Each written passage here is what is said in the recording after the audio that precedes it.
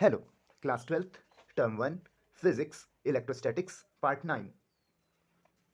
Question number 1. Joule per coulomb is the SI unit of, पहली चीज ये है क्या जूल पर coulomb? Joule related to some work or energy. Upon coulomb means some charge, and work upon charge is electric potential, and sometimes potential difference also. So electric potential is the correct answer.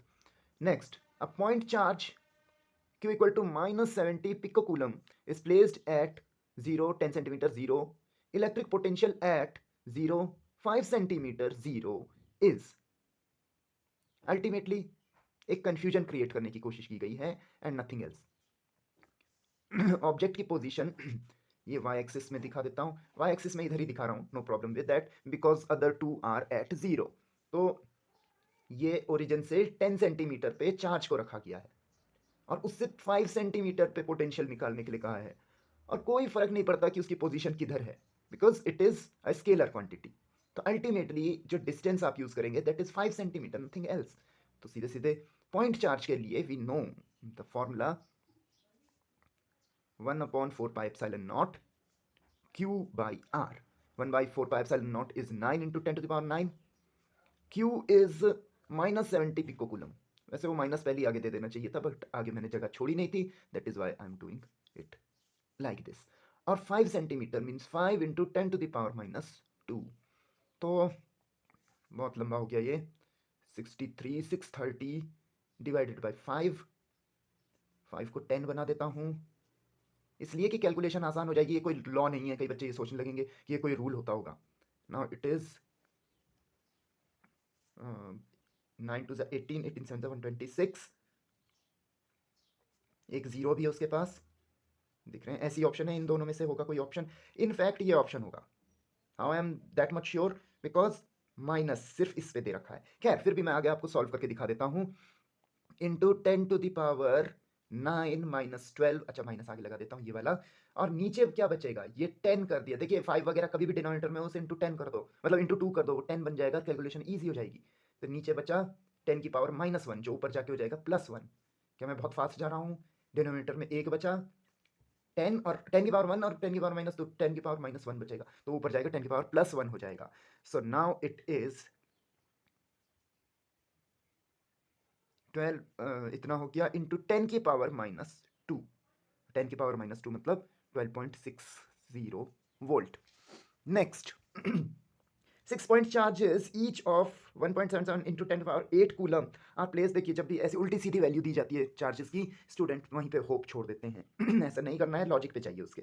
Calculation क्या है? Calculation तो आपने class 3rd से सीखनी start कर दी थी, ऐसी decimal वगैरह नंबर की, बड़े नंबर्स की.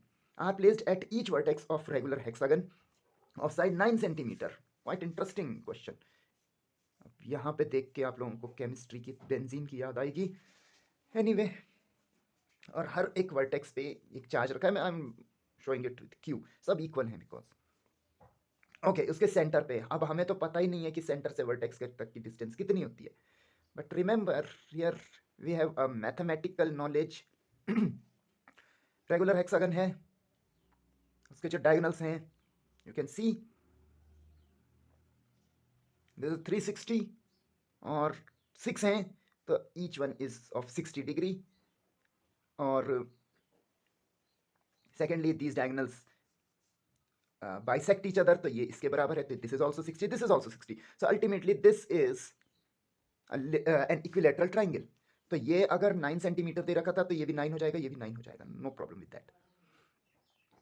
और 6 चार्जेस हैं, तो एक चार्ज का जो पोटेंशियल है उसे 6 से मल्टीप्लाई कर देंगे, तो V equal to 6 into 1/4πε0 that is 9 into 10 to the power 9 Q which is this 1.77 into 10 to the power 9 और 10 टू द पावर सॉरी -9 के क्यू अपॉन आर. आर है 9 centimetre, 9 into 10 to power -2.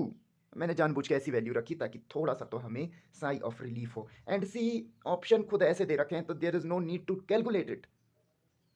6 into 1.77 into 10 to the power, ये खत्म हो गई, ये ऊपर जाएगा 2. उप्स, मैंने तो ऑप्शन ही ऐसा नहीं रखा.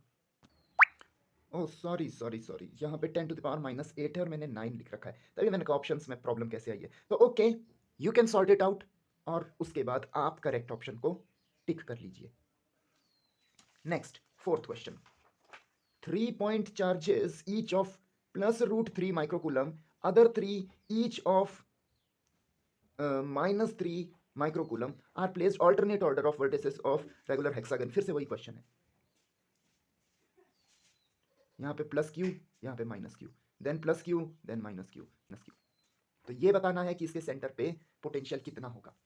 तो सारे पॉजिटिव्स की वजह से, देखिए इसमें सॉल्व करने की भी जरूरत नहीं है, सारे पॉजिटिव्स की वजह से 3k, that k is 1/4π0 q upon r, और सारे नेगेटिव्स की वजह से -3k q upon r. So answer is 0. Remember this thing. मैंने इलेक्ट्रिक फील्ड वाले में भी ऐसा क्वेश्चन कराया था, ऐसा नहीं, ऐसा वाला, उसका आंसर 0 था, क्योंकि इलेक्ट्रिक फील्ड इंटेंसिटी आपस में डायरेक्शन वाइज कैंसिल हो जाती है, लेकिन पोटेंशियल में पोटेंशियल एड अप हुआ था थर्ड में. फोर्थ में पोटेंशियल कैंसिल इसलिए हुआ क्योंकि plus minus plus minus plus minus, जितना पॉजिटिव पोटेंशियल आया इस पे उतना ही नेगेटिव पोटेंशियल आया, क्योंकि पोटेंशियल चार्ज इंडिपेंडेंट है, सॉरी चार्ज डिपेंडेंट है, it is a scalar quantity. आगे बढ़ते हैं. रेशियो बिटवीन वर्क डन, अच्छा ऑप्शन तो मैंने टिक किया नहीं, आप टिक कर लेना. Ratio between work done by electric field of E equal to 3 J cap newton per coulomb in case 1 and 2, नीचे दो केस दे रखे हैं, is there are options. In moving a charge 7 milli coulomb from ये point to ये point via, इस रास्ते से ले जाते हैं.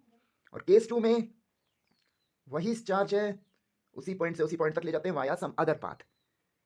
सो रिमेंबर, इलेक्ट्रोस्टैटिक फील्ड में वर्क डन पाथ इंडिपेंडेंट होता है, क्योंकि जो इलेक्ट्रिक फील्ड होता है, इलेक्ट्रोस्टैटिक फील्ड ये कंजर्वेटिव फील्ड होता है, इलेक्ट्रोस्टैटिक फोर्स ये कंजर्वेटिव फोर्स होता है. ये पाथ पे डिपेंड नहीं करते हैं, इनिशियल और फाइनल पॉइंट पे डिपेंड करते हैं, जो कि सेम है, चार्ज सेम है, तो पाथ इंडिपेंडेंट होंगे, तो दोनों वर्क डन आपस में इक्वल होंगे. Work 1 will be equal to work 2, it means दोनों का रेशियो 1 होगा.